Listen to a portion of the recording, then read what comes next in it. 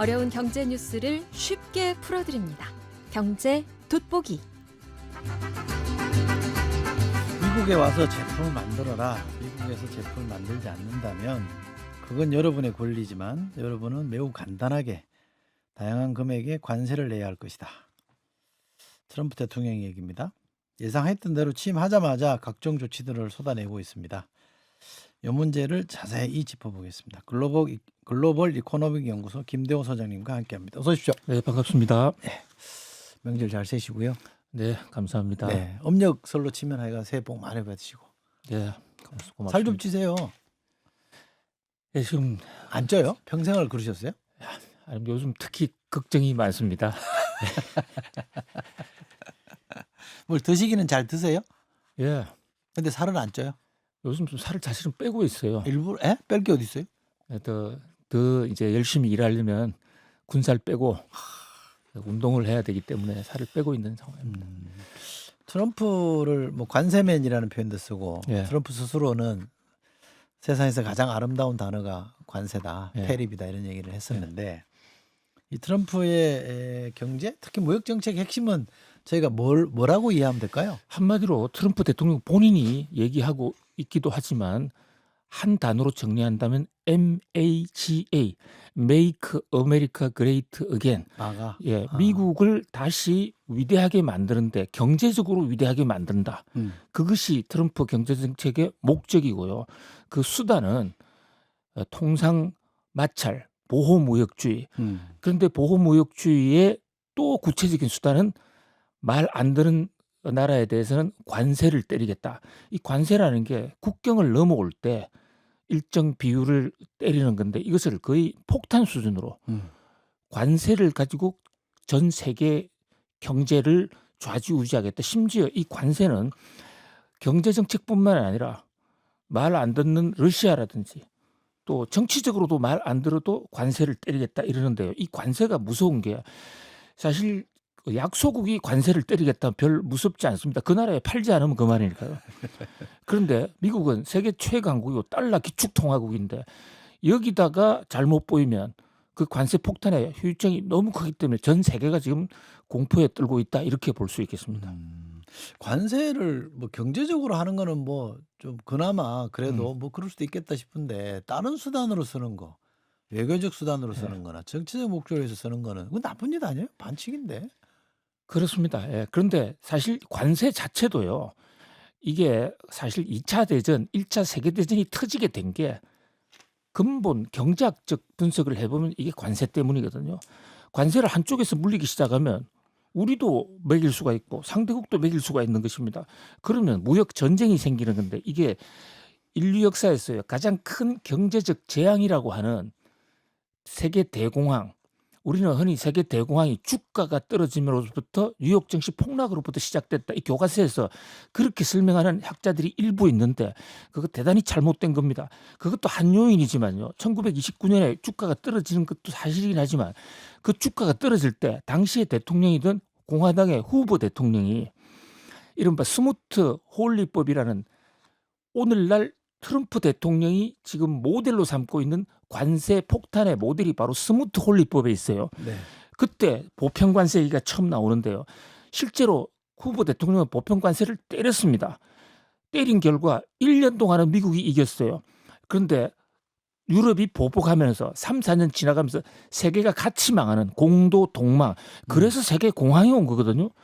그런 면에서 이것은 단순하게 경제 문제를 넘어서 세계가 큰 재앙, 심지어 3차 대전으로도 갈 수 있다.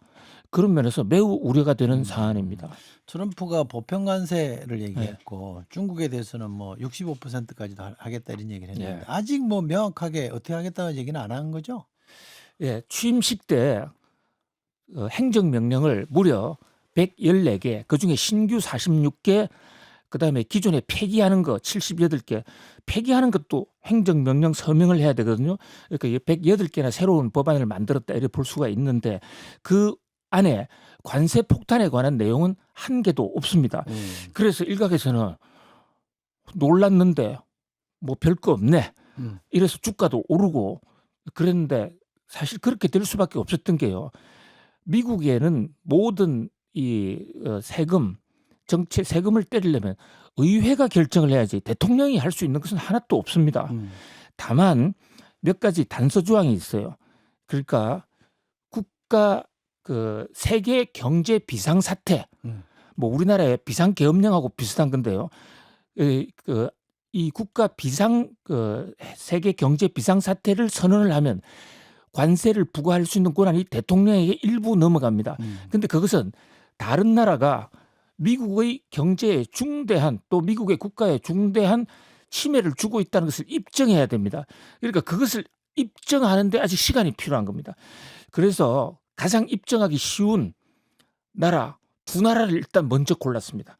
그게 미국의 이익과 가장 관련이 큰 인근 남쪽의 멕시코, 북쪽의 캐나다.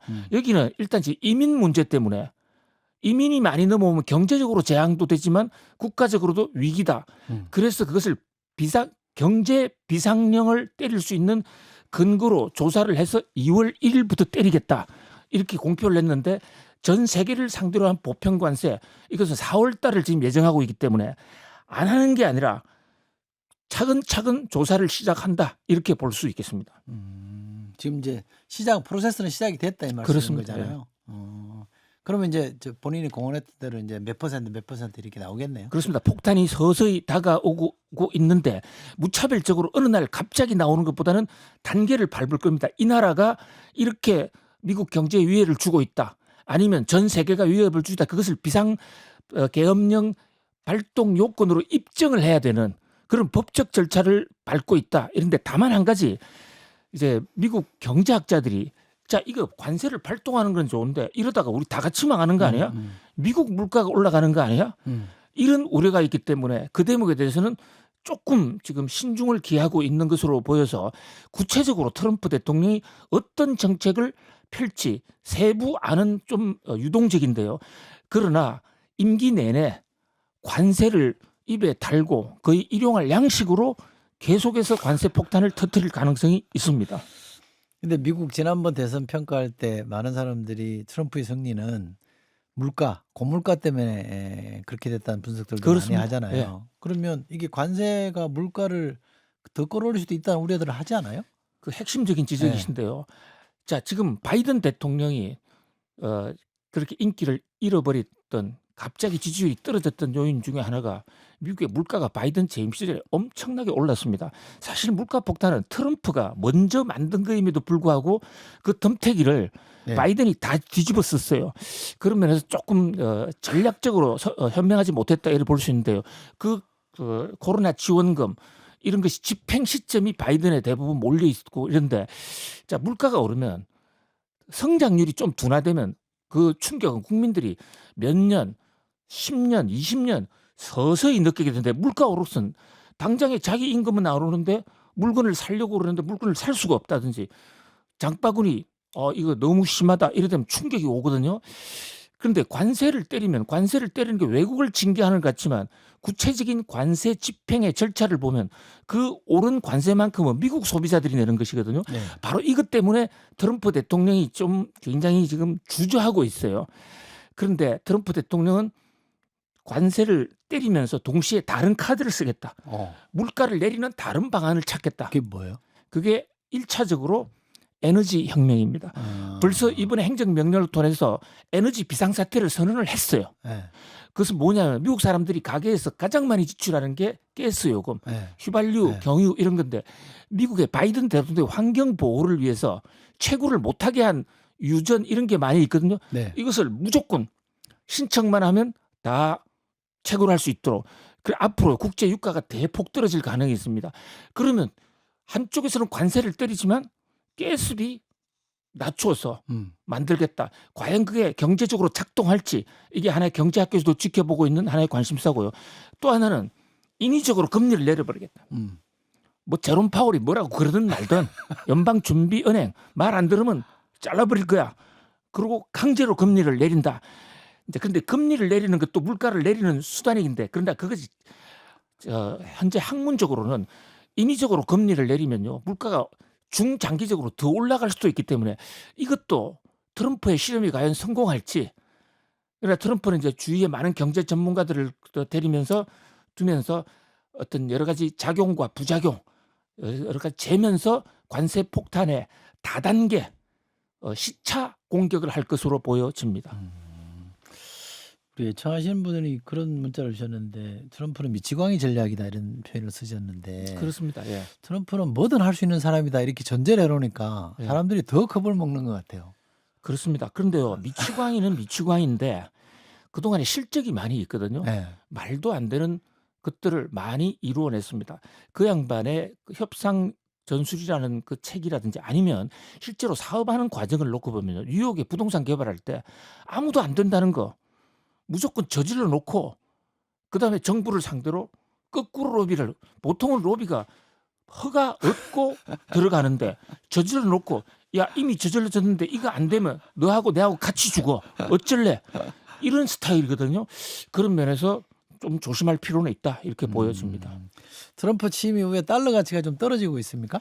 예, 그 대단히 금값으로 오르고. 대단히 우리 경제 입장에서는 감사한 일이에요. 아 그래요? 예. 네.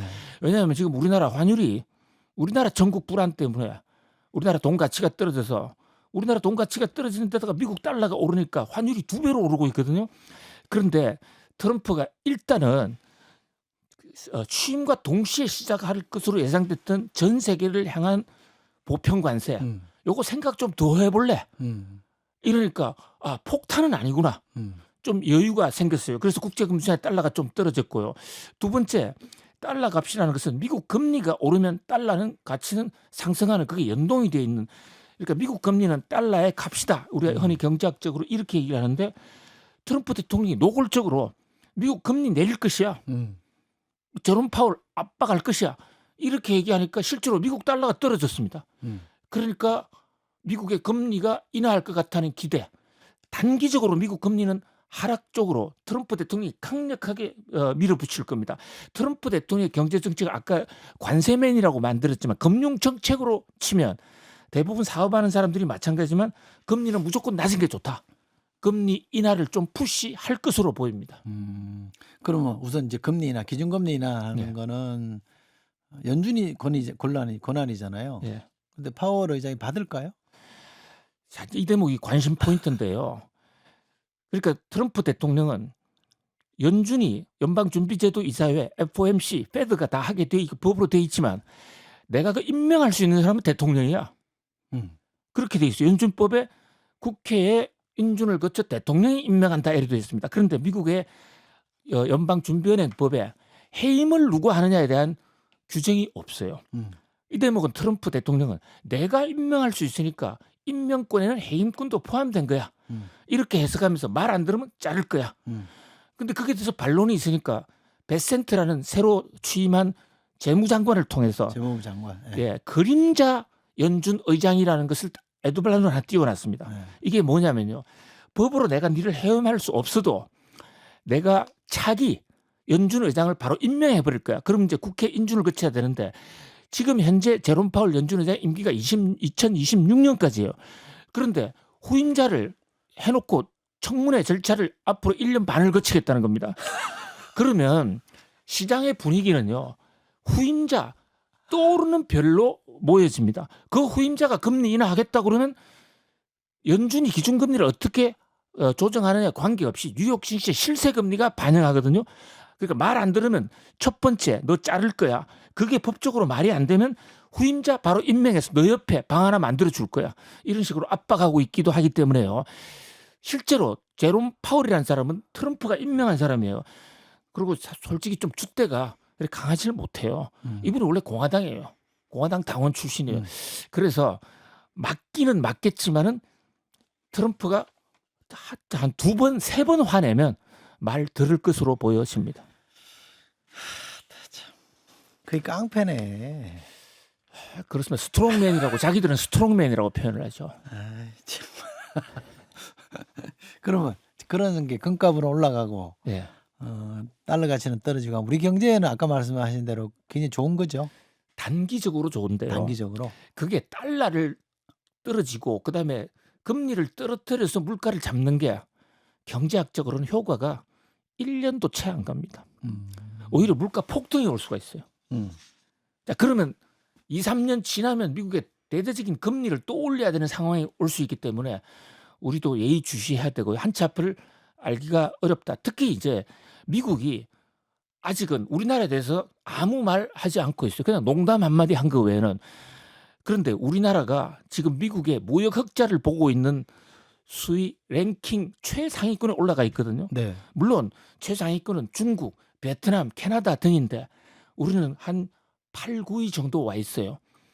미국이 한국을 향해서 관세를 때리거나 특히 문제가 되는 게 한미 FTA가 있습니다. 네. 한미 FTA가 있는데 자동차 같은 게 한미 FTA에 따라서 우리가 관세 한 푼도 없이 미국에 수출하게 돼 있는데 거기에 대해서 한미 FTA 다시 하자. 1기 때 8년 전 1기 때 한미 FTA 다시 하자 그래가지고 우리가 철강 관세를 엄청나게 물었습니다. 그 폭탄이 터지면 우리 경제에는 뭐 곡소리가 날 수도 있는 미리 좀 대응을 해야 될 필요가 있습니다. 그 트럼프는 가상화폐를 예. 뭐 전략 자산으로 비축하자 이런 네. 얘기도 하고 자기가 뭐 뭘 개발한다는 얘기도 또 제가 신문을 본 것 같은데 어떻게 돼갑니까? 트럼프 가상화폐가 이미 나왔습니다. 나왔어요? 예. 정말 별걸 다 해 정말. 예. 그 정말 상상하기가 어려운데 트럼프만 낸 게 아니에요. 예. 멜라니아 가상화폐도 나왔습니다. 멜라니아 누구? 멜라니아가 그 부인이잖아요. 부인. 예. 부인은 또 왜? 코인도 나왔어요. 부인 이름을 딴 밈 코인도 나오고요. 그래요? 그 코인이 나오자마자 현재 시가총액이 30조, 에? 뭐 40조 이렇게 올라가고 있거든요. 그러니까 트럼프 전에 나왔던 그 일란 머스크의 도지 코인보다도 훨씬 더 시중에 돈을 많이 끌어 모았습니다. 와. 벌써 지금 가상화폐 전략을 시작을 했죠. 그런데 밈 코인은 사실 실체가 없는 거예요. 인기가 떨어지면 하루에도 그 거품이 될 수 있는 건데 이 두 부부가 가상화폐를 내다 보니까 지금은 이방카 코인도 나오고 또 아들 코인도 나오고 이런데 이게 다 가짜예요. 아들 코인 이런 것들은 두 개 빼고는 다 가짜예요. 그러니까 그냥 코인 대란이 터졌다 이렇게 볼 수도 있는데 이것은 하나의 시발탄에 불과하고 더 중요한 것은 지금 이철희 앵커님 잘 지적해 주신 대로 이 준비 자산으로 만든다. 이거 비트코인을 사서 미국 정부가 비축하겠다는 겁니다. 전략 자산으로. 예, 이거는요 현재 당장에 하지는 않았는데 연구해봐라. 그래가지고 행정명령에 서명했습니다. 6개월 내에 연구 결과를 가지고 하겠다 이런데 이게 전략자산을 비축하는 방법이 두 가지가 있습니다. 미국이 벌금이나 또는 그 이 비트코인이 암시장에서 많이 그러니까 법무부가 검찰이 압수하는 게 많습니다. 현재 그것은 압수하는 족족 다 팔도록 돼 있습니다. 그것을 1단계 비축은 연방 정부가 일단 보관할 거야. 이게 1단계 비축안. 요거는 충격파가 그렇게 크지 않아요. 그런데 연방 정부가 사모아서 비축한다? 그리고 금융시장에 대란이 올 수가 있는데 경제학자들 중에 상당수는 지금 반대하고 있어요. 그러나 트럼프가 한다면 뭐 이 또한 일정 부분은 상당히 충격을 줄 수도 있지 않을까. 코인을 사 모은다고 하면 예. 자기 거와 자기 부인 것도 살 수 있는 거 아니에요? 예, 그런데 그 비축 자산에 들어가는 것은 밈 코인은 이건 대상이 아니에요. 아니에요, 아예 예, 현재 비축 자산의 대상에 들어가는 것은 비트코인 하나만입니다. 하나에. 자, 우리 코인도요 종류가 여러 가지 수백 개가 있는데 이 코인 내용을 좀 알 필요가 있어요. 그러니까 비트코인은 결제용으로 쓰는 비트코인은 이제 이거 비트코인 정규 코인이라고 그러고 이거 아닌 것은 전부 대체 코인, 알트코인이라고 그러거든요. 근데 비트코인 하나만은 발행량이 결정이 돼 있어요. 그렇기 때문에 비축 자산으로 한다는 게 어느 정도 논리가 성립하는데 나머지 알트코인을 계속 찍어내니까 이것을 비축 자산으로 하면 통화 제도가 망할 수가 있기 때문에 비트코인 하나만을 대상으로 할 가능성이 있는데 그러나 확정되지는 않습니다. 그런데 비트코인을 하면 전략 자산은 비트코인 가격이 올라갈 수 있겠죠. 근데 동시에 짝퉁들이 많이 나오면 비트코인 전체가 다 같이 가치가 떨어질 수 있는 동전의 양면과 같은 성격도 있기 때문에 투자에는 굉장히 조심해야 됩니다. 그리고요, 그 AI 인프라 투자 계획도 밝혔다는데 이게 왜 논란이 됩니까? 예, 이거 정말 요즘 저희들이 잠을 못 잡니다. 이코노미스트들이 트럼프 트위터에 우리가 비상을 걸어놓고 자다가도 깨 트럼프 한마디가 국제 주가 세계 경제를 덜썩 들었다 놨다 하거든요. 바로 하루 전날은요. 스타게이트라는 프로젝트를 발표했는데요. 요즘 인공지능이 세계 경제의 대세인데 이 인공지능 하는 회사들을 다 모아가지고 5천억 달러 우리나라 예산보다 더 많은 800조를 투자하는 800조. 인공지능 인프라를 깔겠다, 고속도로 만들겠다 그랬는데 이게 만약에 깔리면 세계 인공지능의 허브는 완전히 미국으로 바뀝니다. 여기에 오라클이라는 회사 또 거기에다가 소프트뱅크라는 한국계 일본인이 하는 손정이 그다음에 또 저 UAE라는 중동 자금까지 다 몰아왔는데 엄청난 자금을 투자해서 완전히 세계 인공 중심을 흡수하겠다. 인공지능의 주류가 되겠다는데 여기서 머스크라는 사람이 트럼프 대통령의 지금 최대 후원자지 않습니까? 돈 없을 걸. 아, 이렇게 또 한마디를 했어요. 초를 쳐요? 예. 700조 돈 어디 있어? 돈 내겠다는 소프트뱅크 손정이 내가 들어가 봤더만 계좌가 털털 비었어. 이것은 아마도 머스크 자기를 뺀 데 대한 뭐 저주의 발언으로 보여지는데 앞으로 인공지능 쪽도 모두 미국서 하겠다는 미국 우선주의. 우리도 좀 비상한 대책이 좀 필요하다 볼 수 있겠습니다. 야, 예상을 하긴 했습니다만 트럼프가 되자마자 전 세계를 정말 들었다 놨다 좌지우지하고 있는 것 같습니다. 명절 때 어디 가십니까? 트럼프 때문에 못 가요? 트럼프 때문에 어디 멀리 가면 그리고 다음 주에 이 명절 기간 중에요. 연방준비제도 금리 인하 이사회도 있고 굉장히 중요한 이벤트들이 많이 있습니다. 네. 그래서 계속 지켜볼 생각입니다. 그래도 좀 쉬고 이러면 좋은데 명절이라. 네, 집에서 뭐 느긋하게 네. 지켜보듯이 체크하듯이 그렇게 쉬면서 일하겠습니다. 네. 명절 잘 세시고요. 자, 지금까지 글로벌 이코노믹 연구소 김대호 소장과 함께했습니다. 고맙습니다. 감사합니다.